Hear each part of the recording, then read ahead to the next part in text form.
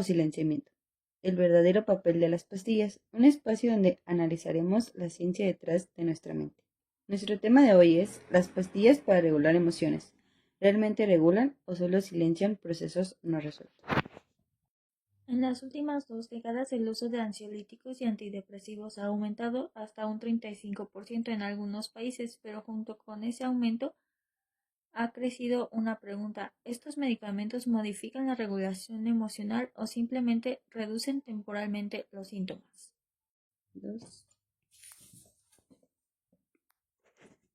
Hoy revisaremos evidencia neurobiológica clínica y psiquiátrica para comprender qué hacen exactamente los psicofármacos en el cerebro, por qué funcionan, cuándo son necesarios y cuándo pueden generar silenciamiento emocional.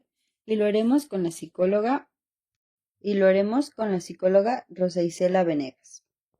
Para entender si regulan o silencian, primero necesitamos entender cómo se regulan las emociones en el cerebro. Regulación emocional, la base neurocientífica. La regulación emocional es un conjunto de procesos en los que participan estructuras como la amígdala, que detecta amenazas y activa la respuesta emocional, la corteza prefrontal, que modula esa reacción, el hipocampo, que contextualiza y da memoria a las emociones, y sistemas químicos como serotonina, dopamina y GABA. Ya con esta información damos la bienvenida a la psicóloga Isela. Bueno, buenos días. ¿Nos podría comentar y platicar un poco más sobre pues, su campo laboral, con qué poblaciones con las que usted trabaja y su rama de la psicología? Y bueno, saber si está relacionado de alguna manera con los psicofármacos en su trabajo. Sí. Bueno, hola, buenos días. Mi nombre es Rosa Isela. Yo soy docente de psicología en una facultad, en una preparatoria del Estado de México. Estudié en la Facultad de Psicología de la UNAM y bueno, ya llevo 25 años trabajando con adolescentes. Los primeros años no me colocaban en la materia de psicología, pero ya tengo 20 trabajando en la materia de psicología. Entonces, pues sí hay un contacto fuerte, por un lado, pues por el proceso de convivencia con los muchachos. O sea, los muchachos recurren a uno con todo tipo de asesorías personales, ¿no? O sea, como ya saben que somos la maestra de psicología, entonces todas las preguntas pues llegan ahí, ¿no? Entonces uno tiene que estar bastante actualizado. Y por el otro lado, pues obviamente los contenidos. Una de las materias tiene que ver con las neurociencias, toda la cuestión de la biología del cerebro. Y bueno, ahí nos mantenemos discutiendo, analizando temas, revisando información. Y bueno, armamos muchos procesos relacionados con. Entonces, básicamente en esas dos líneas es que me he fortalecido en la parte del trabajo. Y obviamente creo que un tercer punto que también es muy importante como persona. Creo que hoy en día es un tema muy recurrente y en nuestras familias pues hay muchos temas preocupantes al respecto. Entonces es regularmente en lo que me muevo. Muchas gracias. Bueno, y referente a lo que nos acaba de decir que trabaja con muchachos, este tema de las pastillas que son como para relajarlos o calmarlos, ¿le ha llegado a tocar algún caso así? Muchos, muchos. Hablas de pastillas para relajarlos y ahí otra vez se convierte en dos temas: las medicadas y las automedicadas, porque ese es un asunto bien complejo, ¿no? O sea, actualmente hay una tendencia importante a recetar medicamentos antidepresivos, básicamente ansiolíticos, y desafortunadamente eso pasa como chisme en los muchachos.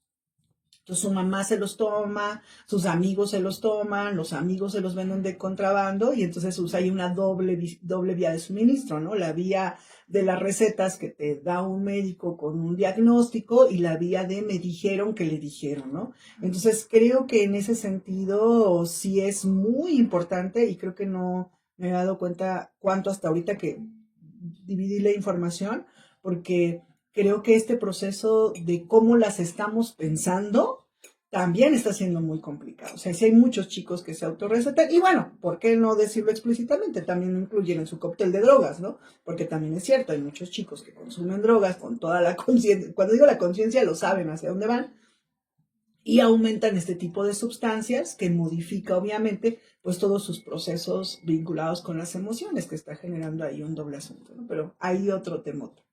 Y entonces, con los años que lleva pues trabajando como docente, ¿considera que actualmente pues se ha normalizado el consumo de antidepresivos en los jóvenes?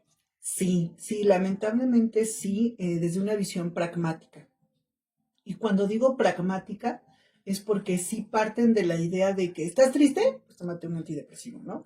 Insisto, si bien tuvieron suerte, fueron con un especialista y el especialista se lo recetó. Pero si ni siquiera llegaron a eso, pues un amigo me dijo, o las de mi mamá, ¿no? Porque es como muy usual. A mí me parece que tan cotidiano es que se toman las de su mamá y su mamá se las da, ¿eh?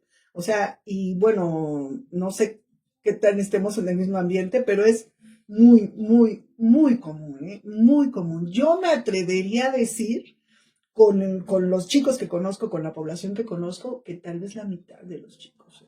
O sea, sí es un proceso bien complejo. Bueno, insisto, y además, pues aumentando el proceso, que también de manera formal no se ha dado un seguimiento como muy adecuado también. Ok, y desde esta línea que usted dice que los toman solamente por cualquier padecimiento de tristeza, ¿usted considera que es como para regular, bueno, sus emociones o simplemente silenciar los pensamientos que llegan a tener depresivos? Es que ahí iríamos a otro proceso. Y el otro proceso es la medicación formal. Es decir, cuando un especialista se lo da. Regular, bueno, legalmente son los psiquiatras, no los psicólogos. Cuando un psiquiatra administra algún psicofármaco, um, yo creo, y sí, con mis amigos, con la experiencia, que muchas veces lo hace también en una visión práctica. Y siempre les digo esto a mis estudiantes, les digo, pues imagínate, tú eres un psiquiatra de IMSS y tienes 30 pacientes en un día y los tienes que sacar, pues ¿cuándo les vas a dar terapia? ¿No? O sea, no es una opción real, no es una opción real. Esa es una. Y la otra también es que también hay casos muy graves. O sea, por ejemplo, yo insisto, verlo en una sola dimensión no es sencillo, ¿no? Yo particularmente con los pacientes, yo hago lo posible por priorizar la terapia. Y ahorita, si quieres profundizamos en eso, definitivamente, y tengo muchos argumentos, tanto biológicos como cognitivos conductuales. Pero si estás pensando en que si alguien está a punto de suicidarse, o sea, no lo piensas. No lo piensas. O sea, es el fármaco para salir de la emergencia, ¿no? O sea, yo creo que por más críticos que seamos al proceso, si eso te da una oportunidad de rescatar al paciente en una emergencia, yo no lo negaría, ¿no? Yo tuve un caso muy cercano, personal, ya no como psicóloga, donde lamentablemente enfrenté un caso de riesgo de suicidio muy grave y de una persona muy querida y consulté médicos, porque, insisto, yo no estoy nada a favor de los medicamentos, sin embargo, consulté un médico de mucha confianza, con quien pude debatir muy bien, y él me decía algo muy interesante. En un caso de emergencia, un mucho es como cuando se te para un carro y no lo puedes echar a andar. Entonces, tú le das un empujoncito y después le sigues, ¿no? O sea, no te va a salvar toda la vida, pero te da como un punto de arranque. Y si eso te permite que un paciente no se te suicide, pues entonces no le pongas duda, ¿no? Pero, como lo decíamos en la otra parte, pues no es la mayoría de los casos, ¿no? Desafortunadamente se utilizan como una salida fácil a los problemas. Y pues ahorita que está comentando que la mayoría de jóvenes actualmente pues las consumen los psicofármacos pues como una salida fácil, ¿cree que generan como esta dependencia a los psicofármacos? Yo creo que hablar de una adicción es uno de los temas más bonitos del mundo, porque una adicción la conocemos muy visualmente o muy prácticamente, la conocemos por los psicofármacos, el alcohol, por el tabaco, no sé, las comunes, ¿no? Pero definitivamente la adicción tiene que ver con la forma en la que vives el mundo. O sea, definitivamente, porque también hay adictos al trabajo, porque también hay adictos a las relaciones, porque también hay muchas adicciones. ¿Y por qué comento esto? Porque la adicción no aparece en cualquier persona en cualquier momento, sino la adicción te habla de un proceso de algo que no está sano. O sea, de algo que no está sano. ¿Quién tiene una adicción? En cualquier sentido, una adicción, insisto. Me encanta la de nombrar al trabajo porque pareciera ser que es absurdo, ¿no? Pero sí, o sea, una adicción al trabajo te habla de una persona donde no hay salud. O sea, si hubiera salud, no tendrías ninguna. Entonces, definitivamente cuando el consumo de fármacos se convierte en una adicción, tiene dos factores. La pérdida de salud del sistema, porque no solo la persona, sino una serie de cosas ahí. Y por el otro lado, que también es otro tema muy importante, que cuando consumes algo, estás modificando tu química cerebral.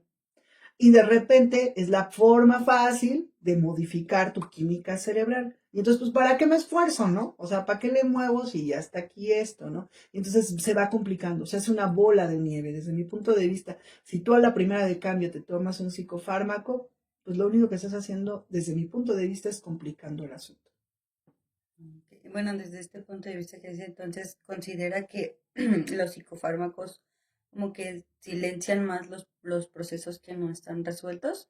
Bueno, ahí no hay, bueno, desde mi punto de vista, ¿verdad? Sí, Y sí, también sí. leyendo muchos artículos, de ahí no hay duda. O sea, a mí me gusta mucho, bueno, no me estoy yendo a algo tan fuerte como el de las emociones, pero me gusta mucho el ejemplo de los trastornos de atención.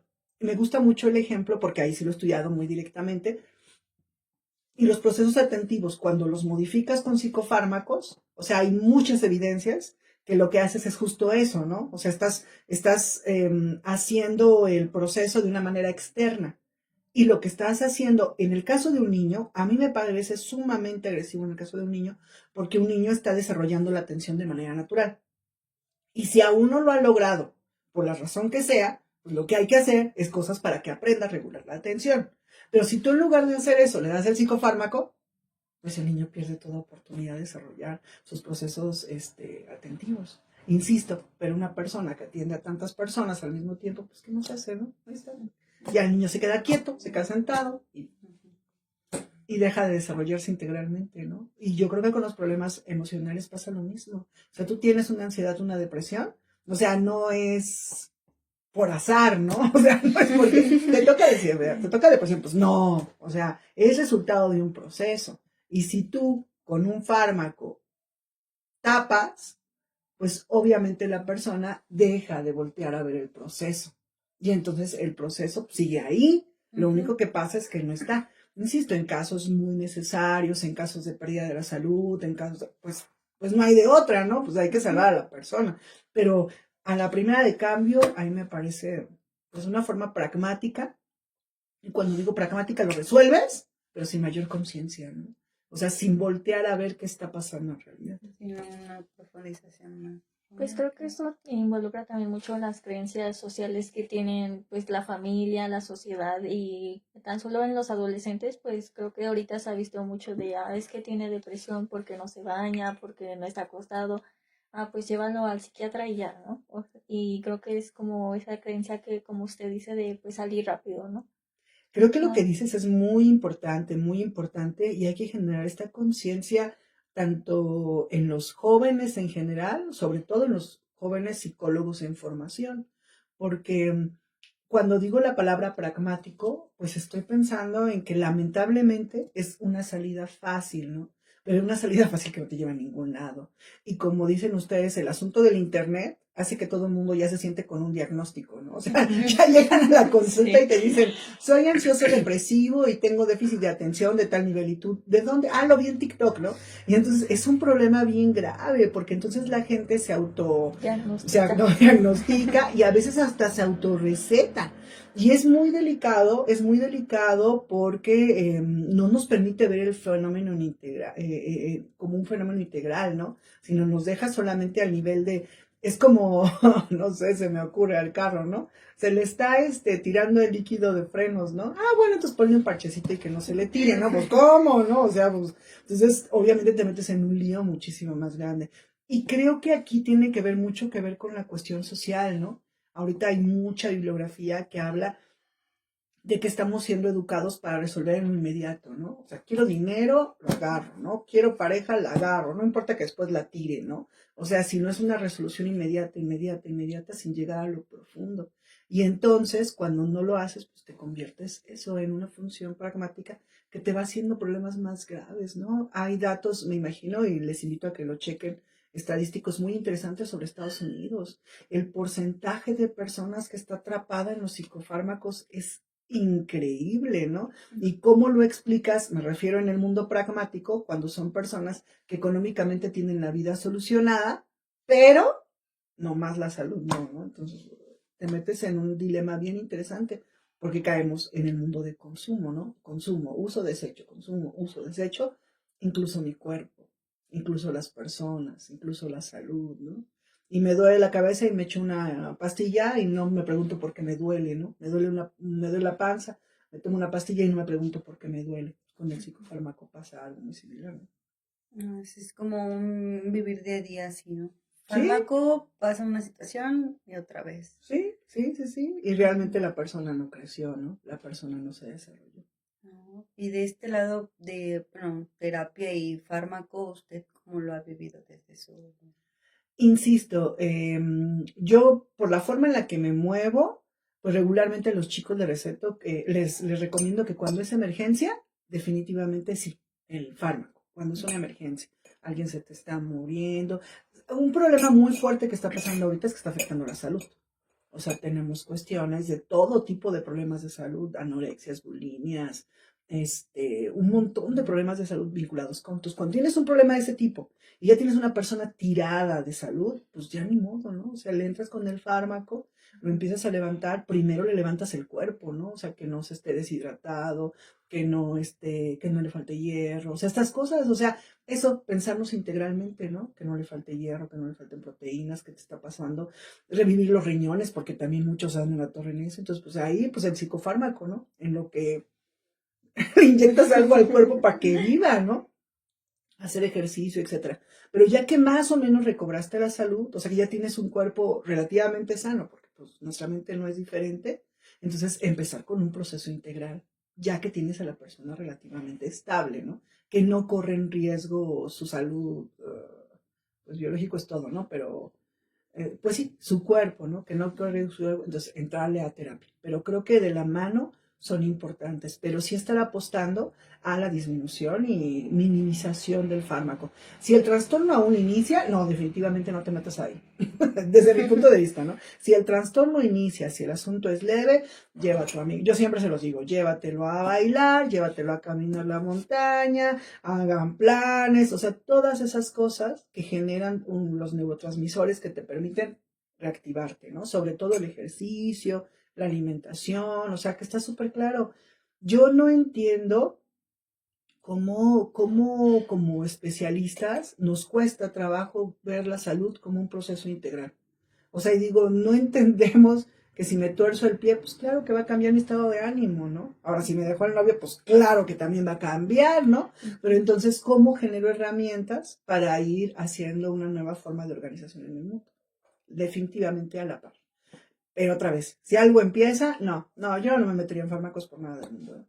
Incluso fíjense que los abuelitos, y lo digo con mucho respeto y con muchos años de trabajo, sabían muchas cosas. O sea, los tecitos son como mágicos, los tecitos, las tilas, los azares, o sea, es como una versión mucho más relajada y además emocionalmente son muy ricos. O sea, te sientes mal, tómate un tecito tibio y es un chocolatito, o sea, es biología pura, ¿no? Es biología pura que te permite encontrarte, sentirte y todos esos procesos que son tan ricos. A mí me funciona mucho. A mí me tocó pandemia con los chicos y fue un proceso muy difícil donde lo que aprendimos fue pues mucho más el autocuidado. ¿Y usted qué opina también, bueno, de esta otra contraparte que dice que no, que las hierbas pues no sirven, que pues están como muy apegados a los medicamentos, ¿no? Bueno, es que otra vez, yo creo que es muy difícil una respuesta de sí o no.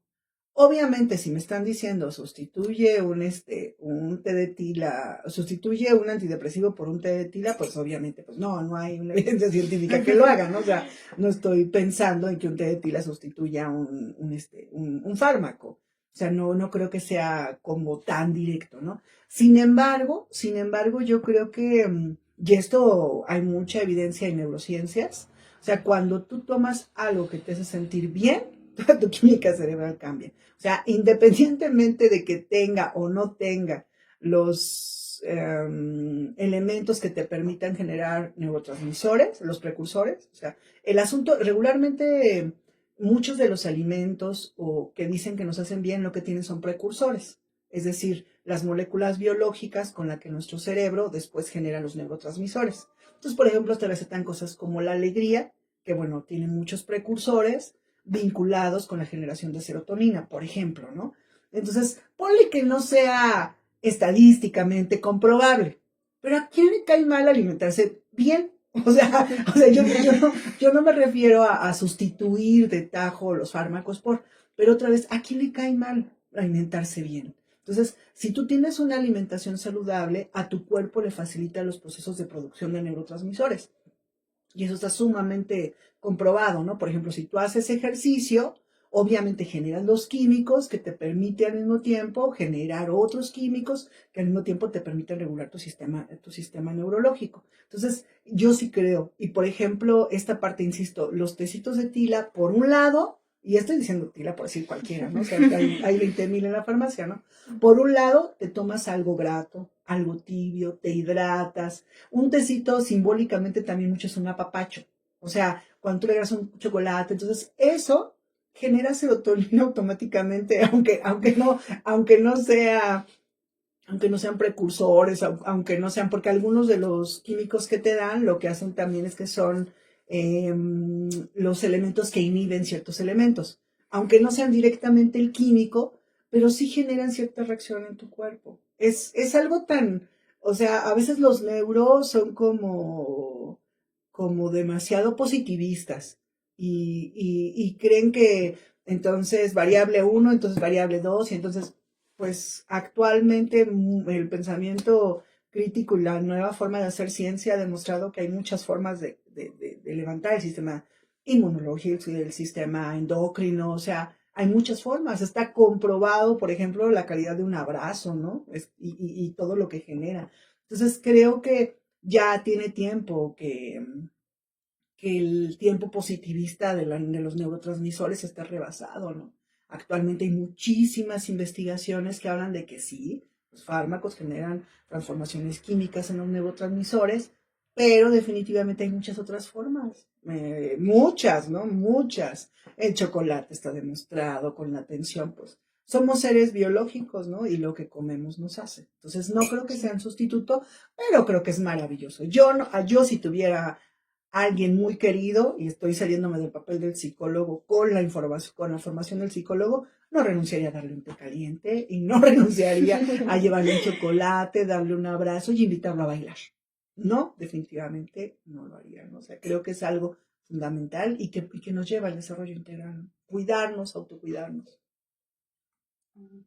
Bueno, cambiando un poquito la pregunta, ¿usted qué opinión tiene acerca de, por ejemplo, los médicos que tan solo ven un síntoma de depresión y ya les mandan medicamentos para eso, como clonazepam y todas esas cosas? Yo igual creo que estamos en contexto. Creo que estamos en contexto.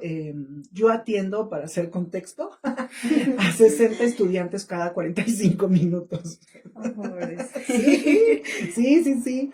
Entonces, yo quiero ponerme en contexto con esos especialistas, ¿no?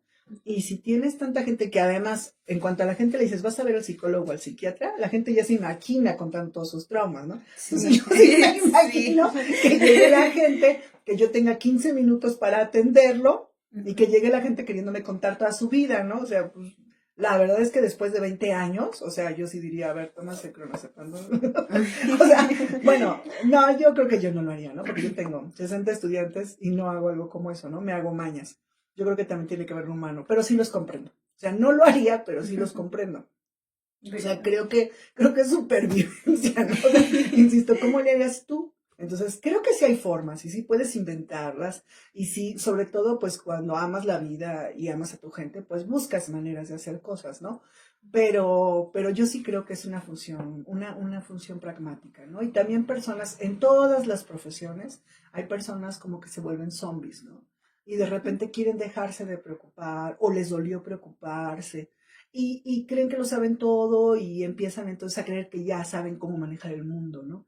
Pero realmente ya pensándolo o haciendo una valoración desde lo profesional, pues hay muchas investigaciones que ya dicen lo contrario y bastante serias, publicaciones bastante formales. Actualmente mi hija está haciendo su servicio social en la Facultad de Psicología y cada vez hay más investigaciones que le están apostando a la formación holística, al tratamiento holístico, y eso en algún tiempo pues fue considerado ciencia, ¿no? Y eso en algún momento la estadística y el positivismo fue considerado correcto, pero la vida nos está enseñando a todo el mundo que no es por ahí, ¿no? Si fuera por ahí, pues no tendrían problemas, los problemas que tienen los norteamericanos, bueno, los estadounidenses, ¿no? No tendrían el problema que tienen. O sea, si fuera tan fácil como recetar fármacos, ya no habría esos problemas. Pero sin embargo, los problemas pues se están acrecentando, ¿no? Y tiene que ver justo con que nos abandonamos como seres integrales.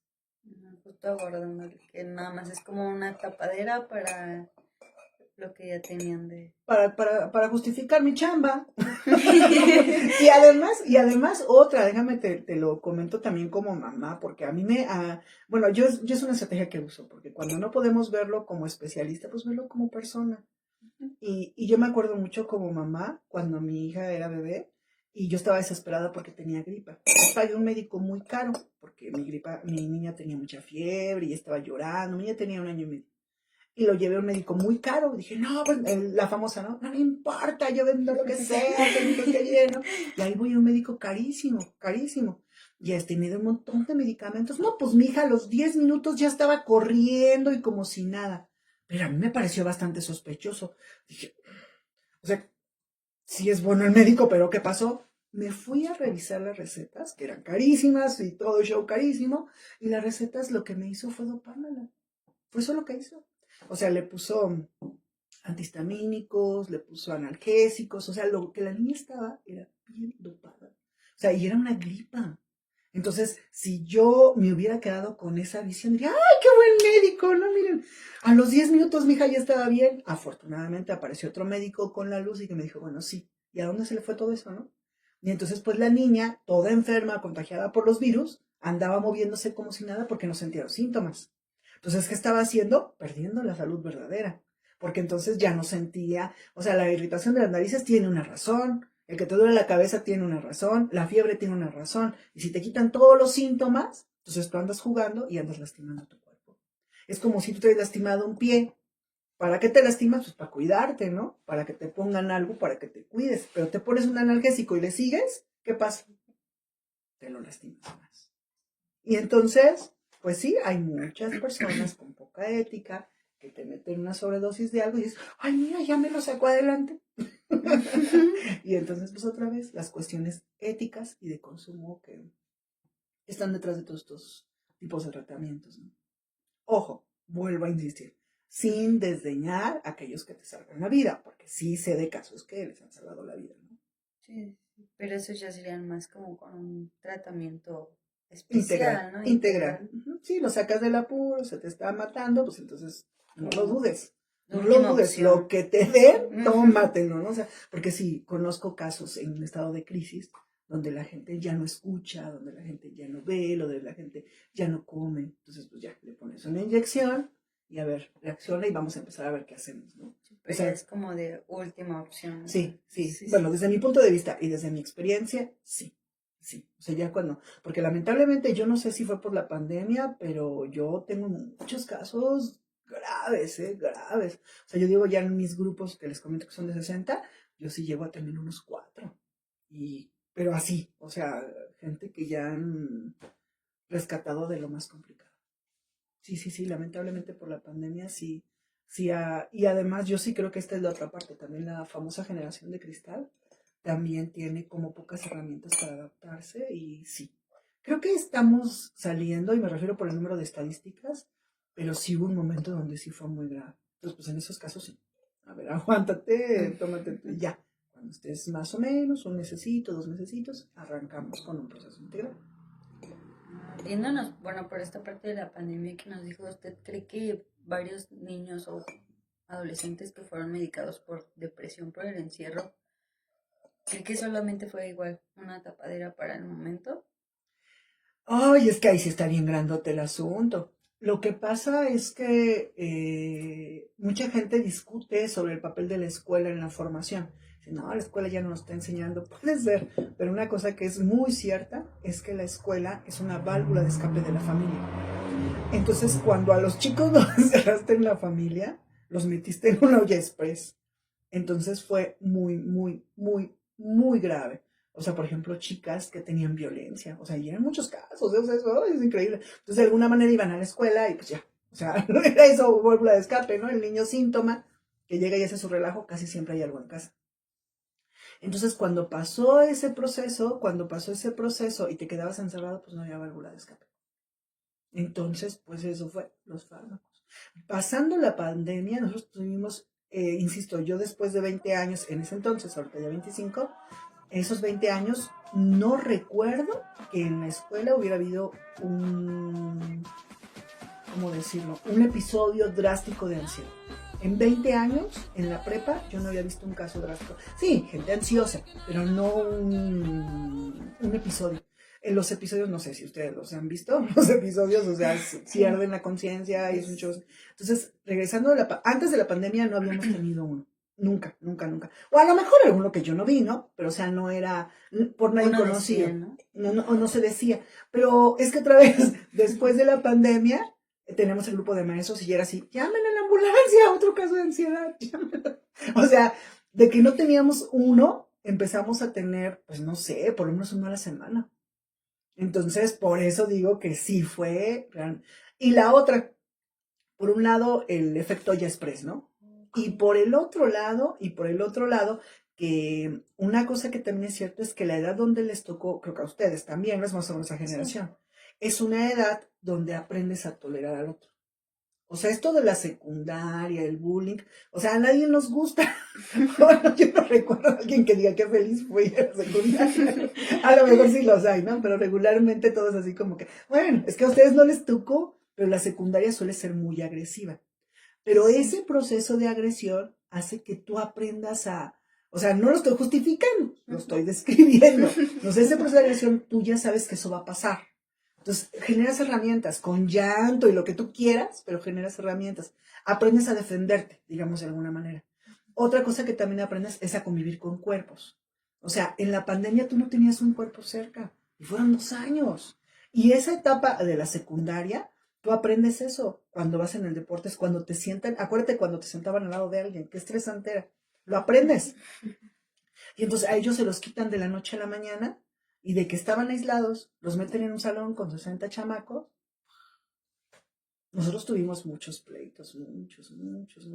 Insisto, es un proceso que me extraña que no lo hayamos visualizado. Bueno, a lo mejor sí lo habíamos visualizado, pero no teníamos las herramientas para trabajarlo. En esos 2 años, pues sí. Entonces, creo que sí, los fármacos, pues en ese sentido, nos mandaron a gente zombie, digo, mucha gente zombie a las escuelas, muchas. O sea, llegaron muchos niños recetados, llegaron gente pues distante. Sí, fue un proceso muy difícil. Bueno, a mí me genera curiosidad saber qué métodos usted ocupa, bueno, como en su terapia, para las personas, para no recurrir pues a los psicofármacos. Yo fui formada originalmente en Gestalt. Fue como la formación que tuve en la facultad y bueno, donde me especialicé. Como les comentaba, mi área es más la educación, mis posgrados son en educación, es el área que me he formado. Pero el dar la materia de psicología, pues me ha mantenido como atenta en la otra formación, ¿no? En la clínica. Y sobre todo mis amigos, que también andan un poquito más en la clínica, pues comparten bibliografía y todo eso. Y me he formado en la Gestalt. Pero pasando el tiempo, no he abandonado la Gestalt. Muchas de mis técnicas son Gestalt, muchas. Pero pero mi formación se ha ido nutriendo sobre todo con métodos holísticos, sobre todo. Porque además mi historia de vida sí me ha ido como acercando más a eso, porque además incluso en el trabajo, en el grupo, es algo que más me he ido acercando. O sea, esto de reconocernos. Y las neuro, a mí también me gusta mucho, mucho leer sobre neurociencias. Y afortunadamente pues tenemos varias unidades de neuro y me gusta mucho mantenerme. Siempre me ha dado mucha curiosidad la neuro y bueno, la neuro me ha ayudado mucho, sobre todo en esta parte de la química del cerebro, me ha sido muy motivante y bueno, leer es algo que me encanta. No. Ay. Bueno, y ya para terminar esta plática, algunas recomendaciones o comentarios que le gustaría darle a los chicos que pues nos escuchan en este momento. Pues a mí sí me entusiasma mucho poderlo hacer. Como comentaba, yo trabajo en bachillerato, pero me entusiasma mucho la idea de la licenciatura porque justo la licenciatura es como un momento para formarte de fondo. Como ustedes lo decían, hay muchos especialistas que ya están hechos y ya se casaron con lo que hacen y así son, pero tienen ustedes una edad muy bonita donde pueden poner en duda no solamente a la psicología, sino a la vida en sí misma, ¿no? O sea, ¿cómo quieres vivirla? Porque también es algo muy importante, ¿no? O sea, como profesionista, ¿cómo quieres vivir tu profesión? O sea, ¿cómo la vas a construir en tu forma de ver el mundo? Y a mí me parece que creo que es muy importante aprender de todo. Jamás dejaría de aprender de psicofármacos. Yo aprendería todo lo que pudiera. De hecho, me encanta todo lo que es la química, vinculada con los neurotransmisores, o todas las investigaciones sobre el cerebro, sobre las neuronas, sobre la sinapsis, todo eso es súper apasionante. Jamás lo dejaría de hacer. Pero yo lo convertiría en una herramienta más dentro de toda la caja de herramientas que tienes que tener como psicólogos, ¿no? Yo creo que toda la información que te llegue la tienes que recibir, procesar, pero enjuiciar. O sea, yo creo que usarla como regla cuadrada, pues no te va a ayudar en el mundo, y mucho menos a tener un tratamiento humano.